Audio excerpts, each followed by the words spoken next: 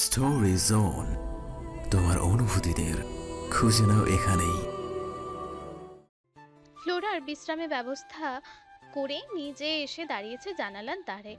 Transparent গ্লাসটা একপাশে সরানো, ফলস্বরূপ উদীয়মান সূর্যের সূক্ষ্ম নরম আলোটুকু এসে ঠিকরে পড়েছে তুষারের সৌষ্ঠবাকৃতির তমাটে বদনে। বরফাচ্ছাদিত পর্বতের চূড়ায় মাথাচাড়া দিচ্ছে এক ফালি মোমের মতো নরম তুলতুলে সূর্যালোক। অদূর থেকে দেখলে চোখ জুড়িয়ে আসে, ক্ষীণ উষ্ণতায় কেমন তন্দ্রা ধরে যায় দু চোখে। যদিও সেই নরম উষ্ণতা মোটেও ছুতে পারে না তুষারের জ্বালাময়ী অন্তরটাকে। সে নিটল নির্জীব, বক্ষগহ্বরে জ্বলন্ত এক আগ্নেয়গিরির দাবানল। একদিকে ভাঙা চূর্ণবিন্ন হৃদয়ের ফ্লোরা, ওর সাথে ঘটে যাওয়া অন্যায়ের প্রতিশোধ, অন্যদিকে জন্মদাত্রী মাকে আত্মপরিচয় না দিতে পারার হাহাকার। দুটোতে মিলেমিশে তুষারের ভেতরটা পুড়িয়ে দিচ্ছে ক্রমশ। অথচ অভিব্যক্তি তার শান্ত সাবলীল, যেন কোথাও কিচ্ছুটি হয়নি, গোটা পৃথিবী ওর অনুকূলে। তুষার চেয়েছিল নির্নিমেষ, হাত দুটো তার ফর্মাল প্যান্টেল পকেটে আবদ্ধ। তন্মধ্যে ওপাশ থেকে ভেসে এলো ঘুম জড়ানো মেয়েলি কণ্ঠস্বর। আপনার শার্টে রক্ত লেগে আছে তুষার, এটা পাল্টাবেন না? সচকিত বদনে পাশ ঘুরল তুষার, দেখলো ওর দিকেই বিরস দৃষ্টিতে চেয়ে আছে ফ্লোরা।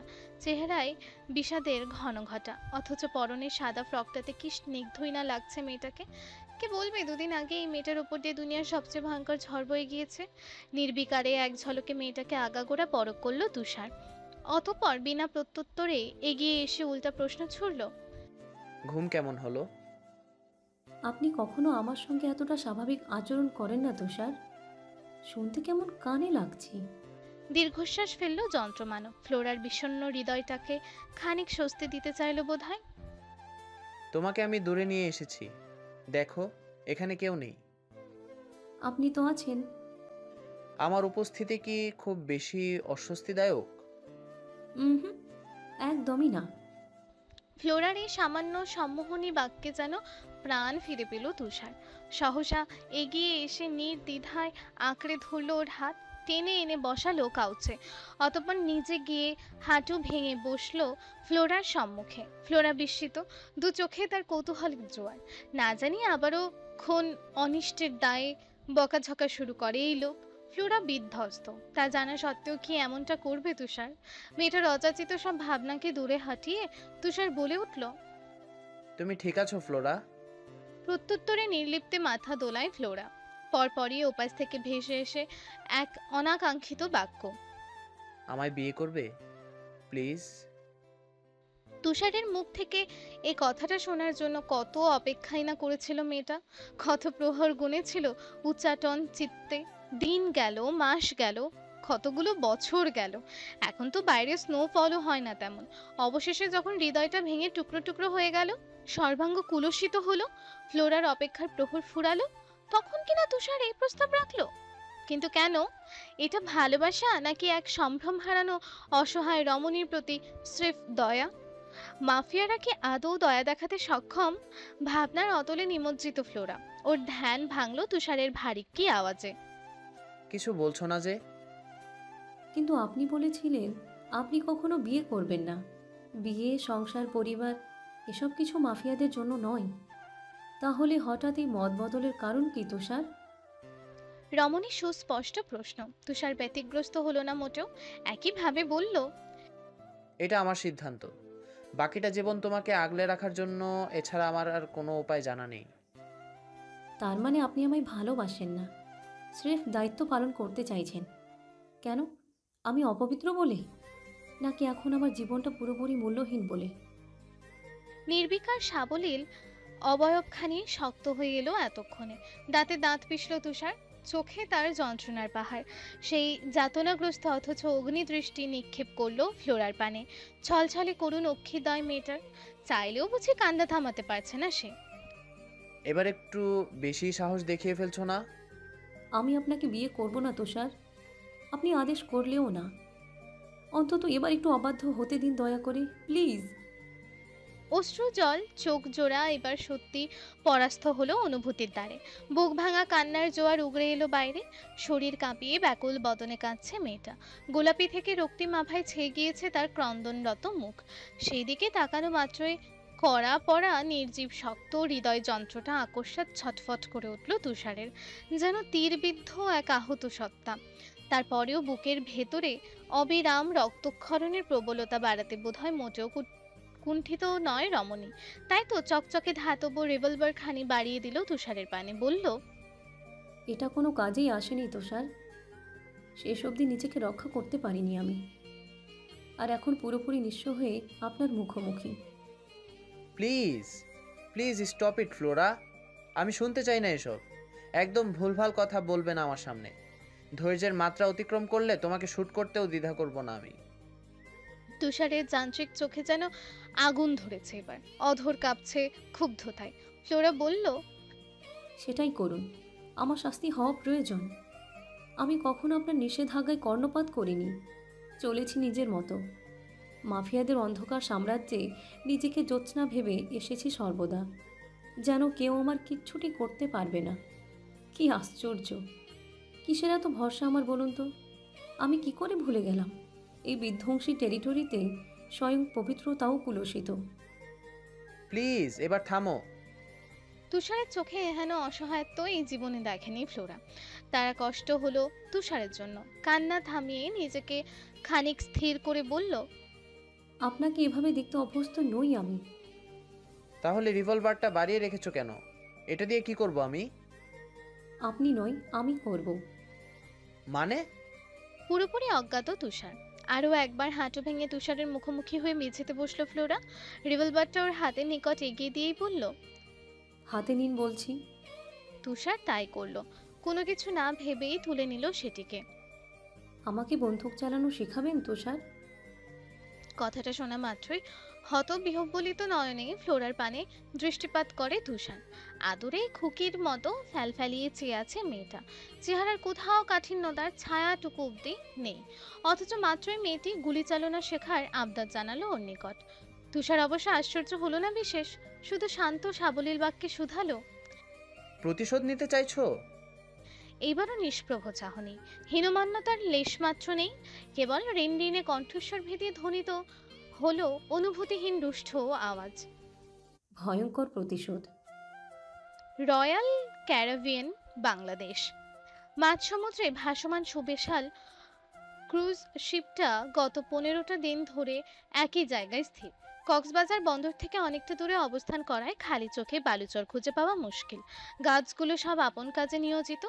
তারা প্রায়শই দলে দলে স্পিডবোটের সহায়তায় বন্দরের দিকে যায়, আবারও ফিরেও আসে প্রয়োজন মিটিয়ে। এই যেমন মাত্রই পরপর 4খানা স্পিডবোট চলে গেল জাহাজ ছাড়িয়ে। কেবিনের করিডোরে দাঁড়িয়ে আপাতত সেই সবই পর্যবেক্ষণ করছে ঈশানী। ইদানিং সময় কাটে না ওর। মাফিয়া পেন্ট হাউসের মতো এখানেও মোবাইল ব্যবহারে কড়া নিষেধাজ্ঞা রয়েছে। এদিকে এরিসের কঠোর আদেশ, একা একা বাইরে যাওয়া যাবে না কোনো মতেই। ঈশানী বিরক্ত ভীষণ। সমুদ্রের মাঝে সারাদিন শুয়ে বসে থাকতে আর ভালো লাগছে না ওর। তাছাড়া বাইরে গেলে ক্ষতিটা কি? এটা তো আর রাশিয়া নয় যে বের হলেই শত্রুদের কবলে পড়তে হবে। তাহলে কিসের এত রেস্ট্রিকশন? বোর হচ্ছে নিশ্চয়ই। এক অযাচিত নারী কণ্ঠের আওয়াজে ভাবনার ছেদ ঘটে ঈশানীর। হতচকিত বদনে পাশে ঘুরতেই দেখা মেলে নাতালিয়ার। সুশ্রী চেহারার এই ব্রিটিশ ভদ্রমহিলার বয়স আন্দাজ করা মুশকিল। কতই বা হবে, 45 থেকে 50-এর মধ্যেই বোধ হয়। এরিসের ব্যক্তিগত রাঁধুনি তিনি। ক্রুজ শিপের অবস্থানকালে মাফিয়া বসের সকল খাবার দাবার তার তদারকিতেই তৈরি হয়। শুধুমাত্র এরিস আর তুষারের জন্যই রান্না করেন ভদ্রমহিলা, যদিও ইদানিং ঈশানী এসে যোগ হয়েছে তার গেস্টের তালিকায়। আপনি কি করে জানলেন? মুখোমুখি দাঁড়িয়ে প্রত্যুত্তর করলো ঈশানী। সমুদ্রের অগাধ জলরাশির পানে নির্লিপ্ত দৃষ্টিপাত করে ভাবলেশীন কণ্ঠে নাতালিয়া বলে, তোমার চেহারা দেখে মনে হচ্ছে।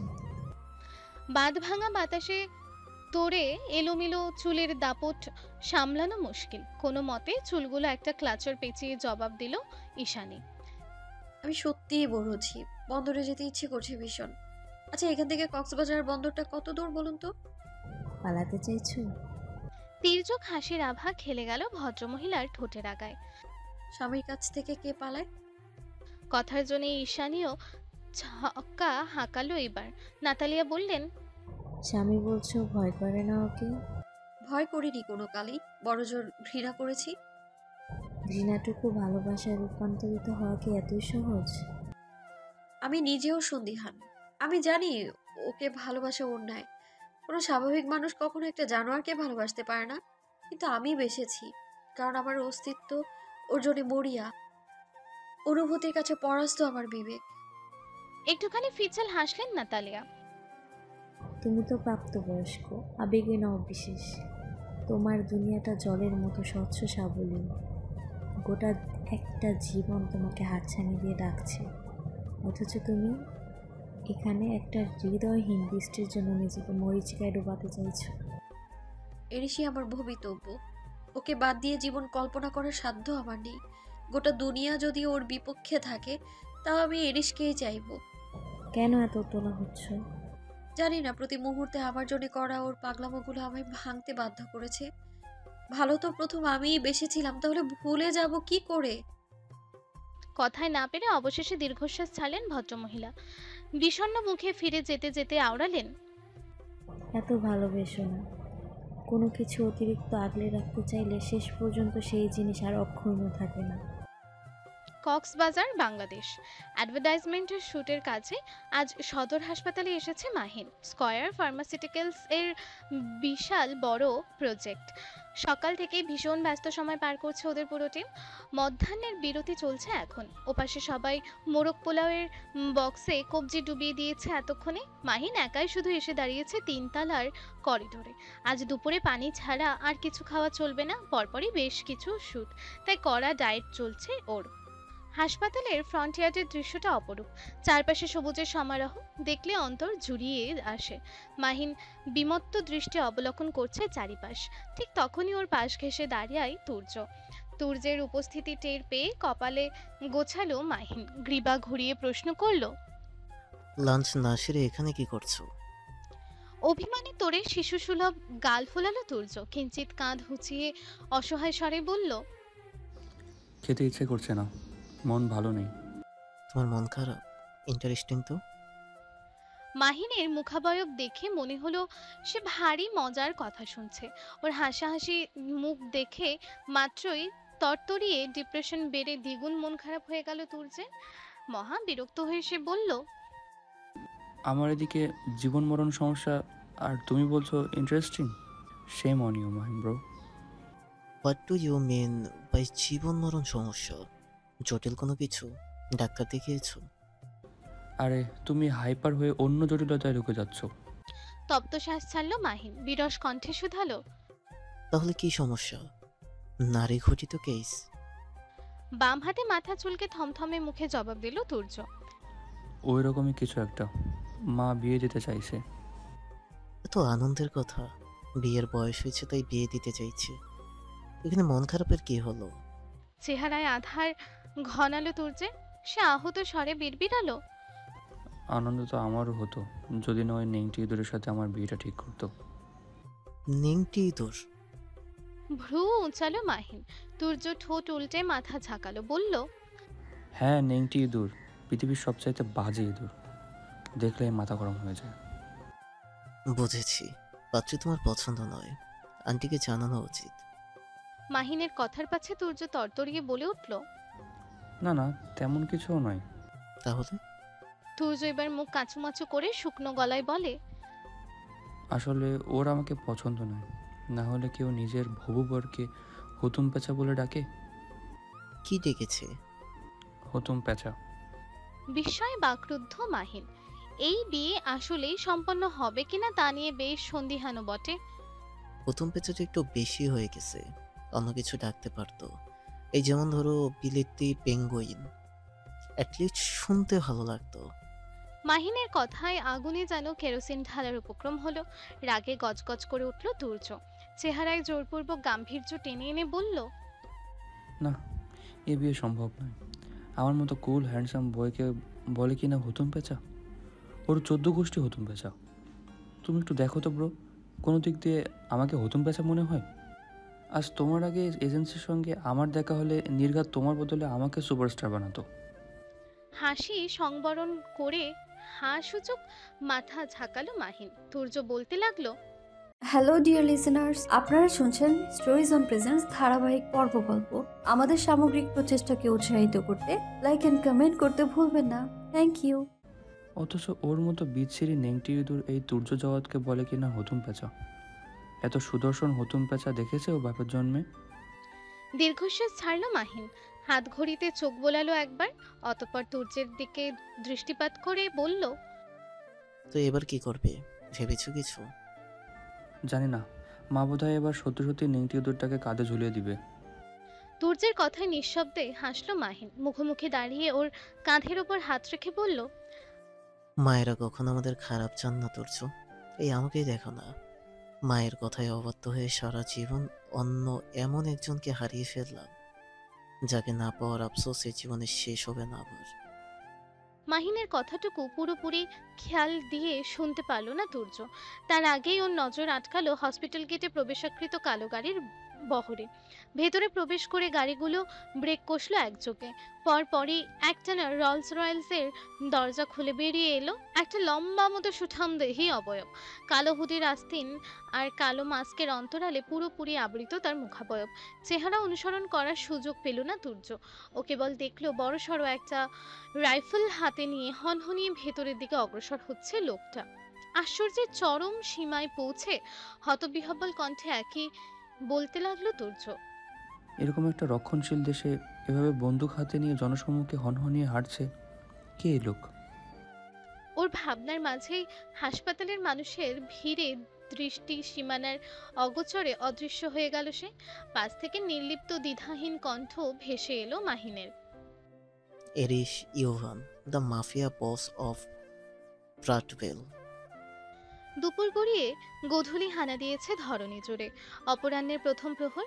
এই প্রহরের সদর হাসপাতালের কেবিনগুলো হয়ে পড়ে শুনশান নিস্তব্ধ। চারিদিকে কেমন খা খা শূন্যতা। বিকেলের মরা রোদে তেজ নেই তেমন। মিয়ে আসা সেই তেরছা রোদটুকু ঠিকরে পড়ছে প্রতিটি কেবিনের দাঁড়ে দাঁড়ে। বিষণ্ণ বিকেল। চারিদিকে উৎকট মাছিদের বিরক্তিকর গুঞ্জন। ফিনাইল আর স্যাভলনের ঝাঁঝালো গন্ধটা যেন সরাসরি গিয়ে বিচ্ছে মস্তিষ্কে। সবকিছু মিলিয়ে মাথা ধরার উপক্রম ঈশানীর। ৩০৩ নম্বর কক্ষটি স্পেশাল কেবিন হিসেবে বিবেচিত। আইসিইউ থেকে প্রথমে রোগীকে সরাসরি এনে শিফট করা হয় এখানে। তারপর ধীরে ধীরে সুস্থতার দিকে এগোলে নিয়ে যাওয়া হয় নর্মাল কেবিনে। আজ প্রায় ২ মাস হলো আইসিইউতে লাইফ সাপোর্টের মধ্যে থেকে মৃত্যুর সঙ্গে পাঞ্জা লড়ছে রিদান। তবে বেশ কিছুদিন যাবৎ তার শোচনীয় অবস্থায় উন্নতি দেখা দিয়েছে খানিকটা। অক্সিজেন ছাড়াই শ্বাস নিতে পারছে এখন। তাই ২ দিন হলো ওকে কেবিনে দেওয়া হয়েছে। আর এই মুহূর্তে ওর হসপিটাল বেডের কাউচটাতে নিস্তব্ধ হয়ে বসে আছে ঈশানী। চোখে মুখে তার ভর করেছে অপার বিষণ্ণতা। রিদান ফিরছে ঠিকই, তবে সারা জীবনের জন্য পঙ্গুত্ব বরণ করে। ভয়াবহ রকম থেঁতলে যাওয়ার কারণে ২ পা কেটে ফেলা হয়েছে ওর। পুরো জীবনের ভার এখন হুইল চেয়ারের ওপর নিষ্পতিত। জ্ঞান ফিরলে বোধহয় এই বিশ্রী নিথর জীবন লাভের আফসোস ফের মরে যাবে ছেলেটা। সত্যি কি মরে যাবে? না, তবে ওর আত্মার মৃত্যু ঘটবে নিশ্চিত। যৌবনের সবচেয়ে মূল্যবান সময়ের মধ্যে দিয়ে ছুটে চলা টকবগে যুবক রিদান। অমন দুরন্ত ছেলের এহেন ভয়াবহ পরিণতিতে ওর পুরো পরিবারটাই যেন মুখ থুবড়ে পড়েছে দুর্বোধ্য জীবনের জটিলতায়। ঈশানী যখন কক্ষে প্রবেশ করে তখন রিদানের মা বসেছিল ছেলের শিয়রে। সময় তখন ৩টে গড়িয়ে ৪-এর ঘরে ছুঁই ছুঁই। তখনও দুপুরে খাওয়া হয়নি ভদ্রমহিলার। সহসা ঈশানী নিজে দায়িত্ব নিয়ে রিদানের মাকে খাবার খেতে পাঠায়। রিদান আপাতত ঘুমাচ্ছে, মুখে তার অক্সিজেন মাস্ক। তাই নিশ্চিন্ত হয়ে ছোট কাউচটাতে গিয়ে বসে পড়েও। ঈশানীর করার কিছুই নেই, তাই কাউচের ওপর ফেলে রাখা ম্যাগাজিনের বইটাতে চোখ বোলাচ্ছিল নির্লিপ্তে। সময় বেশিক্ষণ নয়, এরই মাঝে পুরো কেবিনের চিত্র পাল্টে গেল আকস্মাৎ। ঈশানীকে বিদ্যুৎ স্পৃষ্টের ন্যায় বিশাল ঝটকা দিয়ে হনহন করে প্রলয়ের বেগে ভেতরে প্রবেশ করে এরিস। উদ্ভ্রান্ত চলার গতিতে পায়ের বুটের সঙ্গে তাল মিলিয়ে একযোগে নড়ছে তার পুরুষালী কাঁধ। সেই সঙ্গে তরঙ্গিত হচ্ছে হাতে রাখা বৃহদাকার মরণ অস্ত্রখানি। এরিসের এহেন অতর্কিত আগমনে কাউচ ছেড়ে এক লাফে উঠে দাঁড়ায় ঈশানী। নির্দেশ অমনা করার আতঙ্কে দ্বিগুণ হয়ে আসে ওর শ্বাসপ্রাশ। কোনো মতে শুষ্ক এক ঢোক গিলে স্বগতোক্তিতে বিড়বিড়ায়, হায় আল্লাহ, এই এরিস কখন ফিরলো পিটিতে? কক্ষে প্রবেশ করে এক মুহূর্তের জন্য এইদিক ওইদিক তাকালো না সে। অপ্রতিরোধ্য কদম ফেলে সোজা গিয়ে দাঁড়ালো অবচেতন হৃদানের মুখ সম্মুখে। পরপরই অক্সিজেন মাস্কটা টান মেরে খুলে ওর মুখের মধ্যে রাইফেল ঢুকিয়ে দিল আকস্মাৎ। পুরো ঘটনাটুকু ঘটলো কয়েক সেকেন্ডের ব্যবধানে। লোকটার গতিবিধি বুঝতে সময় লাগলো খানিক। যখনই বুঝে এলো এরিসের ভয়াবহ হিংস্রতায় মুখ থেকে রক্ত সরে গেল ঈশানী স্তম্ভিত ফিরে পড়ল পদযুগলে। আতঙ্কিত নজরে এইদিক ওইদিক চাইলো মেয়েটা। চারিদিকে শুধু কালো পোশাকধারী গার্ডস ছাড়া আর কারোই উপস্থিতি নেই। অগত্যা ভয় ডর সবকিছু পাছে হটিয়ে ছুটে গেল এরিসের নিকট। এরিস রেগে মেগে ট্রিগার প্রেস করতেই যাবে, তখনই এক ঝটকায় স্নাইপারটাকে দূরে ফেলে দেয় ঈশানী। ক্রোধান্বিত স্বরে চিৎকার দেয়, বলে ওঠে, কি করছিলেন এটা? গত 2 মাস পর কালই একটা স্ট্যাবল হয়েছে ছেলেটা, এখনো জ্ঞান অব্দি ফেরেনি। ওর গোটা পরিবার বিধ্বস্ত, আর আপনি ওকে মারতে যাচ্ছিলেন আবার? ওর জন্য এসেছো তুমি এখানে, ওর জন্য, তাই না? চোয়াল শক্ত করে ঈশানীর পানে অগ্নিদৃষ্টি নিক্ষেপ করলো এরিস। ধূসর নেত্রের তীক্ষ্ণতায় ঈশানী ভস্ম হয়ে যেতে চাইছে যেন। ক্রুজ শিপের বাইরে এক পাও দিতে বারণ করেছিলাম আমি তোমায়। এইবারে ভরকালো মেয়েটা। চোখ নামিয়ে নিল তৎক্ষণাৎ। মরুভূমির খড়খড়ে শুষ্কতায় ছেয়ে গেছে কণ্ঠতালু। জিভের ডগায় কথা আটকে আসছে বারংবার, তবু চেষ্টা চালালো। আসলে বাক্য সম্পন্ন করার আগেই মাফিয়া বসের বেপরোয়া থাবায় কণ্ঠরোধ হয়ে এলো ঈশানীর। এরিসের বাহুবদ্ধ থাকা অবস্থাতেই থরথরিয়ে প্রকম্পিত হয়ে উঠল ওর শীর্ণকায় শরীরটা। ঈশানীর চেয়ে অনেকটা লম্বা হওয়ায় দরুন গ্রীবাদেশ বাঁকালো এরিস। মুখের সন্নিকটে মুখ নিয়ে এসে শীতল ভরাট কণ্ঠে আওড়ালো, ডোন্ট এক্সকিউজ। অবাধ্যতার একটা সীমা থাকা দরকার। আমার ধৈর্যের পরীক্ষা নিও না, এর পরিণাম তোমার কল্পনাতীত। এরিসের প্রগাঢ় ক্ষুব্ধতার মুখোমুখি হতেই আতঙ্কে ধরফরিয়ে ওঠে ঈশানী। কুণ্ঠিত স্বরে জানায়, আপনি এমন কেন করছেন? একা এসেছি আমি, বাইরে দেখুন গার্ডস দাঁড়িয়ে আছে। এক মুহূর্তের জন্য কুচকানো কপাল সোজা হলো এরিসের। ঘাড় ঘুরিয়ে বাইরে দৃষ্টি ফেলে দেখলো কেউ নেই ওখানে। তৎক্ষণাৎ হাতের বাঁধনে দৃঢ়তা টানলো দ্বিগুণ। দাঁতে দাঁত পিষে বলল, হেয়ালিপনা বন্ধ করো, নয়তো মেরে ফেলবো আমি তোমায়। কেউ নেই এখানে। ফিরে এসে তোমায় ক্রুজ শিপে না পেয়ে আমার ঠিক কি অবস্থা হয়েছিল একবারও ভাবতে পারো তুমি? বিগত কয়েক ঘন্টায় আমার মস্তিষ্ক কতটা জঘন্য পর্যায়ে চিন্তা করে ফেলেছে, সেই সেন্স আছে তোমার? শেষ কথাতে ইস্যুর শরীর ঝাঁকিয়ে গর্জন করে উঠল মাফিয়া বস। বিশ্বাস করুন, আমি গার্ডস নিয়ে এসেছি, ওরা এখানেই ছিল। বড্ড কসরত করে শব্দ কটা উচ্চারণ করলো ঈশানী। এরিসের একইভাবে গলা চেপে ধরে রেখেছে ওর। বাঁধনের তীব্রতায় দু চোখে অশ্রুজল হয়ে উঠছে এতক্ষণে, অথচ সেই টলমলে আখিদয় এরিসের ধূসর গহ্বরে তলিয়ে আছে অহর্নিশ। এরিসও এবার দৃষ্টি ঘুরিয়ে চাইলো সেই চোখে। রাগে ফোঁসফোঁস করতে করতে কঠোর স্বরে জিজ্ঞেস করলো, তুমি ওকে কেন দেখতে এসেছো? ও অসুস্থ বলে। ও অসুস্থতাতে তোমার কি? কই আমার জন্য তো কখনো উতলা হওনি এমন। এরিসের শেষ কথাটা ধাক্কা দিল ঈশানীকে। দুর্ধর্ষ মাফিয়া বসের মুখ থেকে এরূপ কথা শোনা মাত্র দ্বিধাগ্রস্ত হয়ে পড়ল ওর অন্তর। একটু থেমে সন্দিহান হয়ে শুধালো, আপনি কি জেলাস এরিস? জানালা গলিয়ে ছুটে আসা দমকা হাওয়ার মতোই নৈশব্দে থমকে গেল মুহূর্ত। নির্বাক এরিসের শূন্য দৃষ্টিযুগল অনুভূতির প্রলয় বাঁধিয়ে দিল নাজুক রমণীর হৃদযন্ত্রে। সত্যি করে বলুন তো, সমস্যাটা কোথায়? আমি ক্রুজ শিপ থেকে বেরিয়েছি সেটা, নাকি রিদানকে দেখতে এসেছি সেটা? অযৌক্তিক তুচ্ছ প্রশ্নের কৈফিয়ত দেওয়ার প্রয়োজন বোধ করল না মাফিয়া বস। কোনরূপ দ্বিধান্বিত না হয়ে একটানে মেয়েটাকে তুলে নিল কাঁধের ওপর। তৎক্ষণাৎ গলার আওয়াজ খাদে নামিয়ে চেঁচিয়ে ওঠে ঈশানী, আরে ছাড়ুন, নামায় মানুষ দেখে ফেলবে।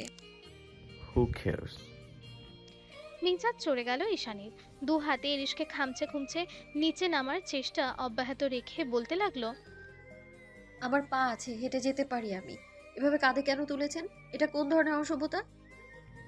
আমি সভ্য ছিলাম কবে? জানো আর এরিসের থেকে নিজেকে ছাড়ানোর পায়তারা যেন কমছেই না মেয়েটার।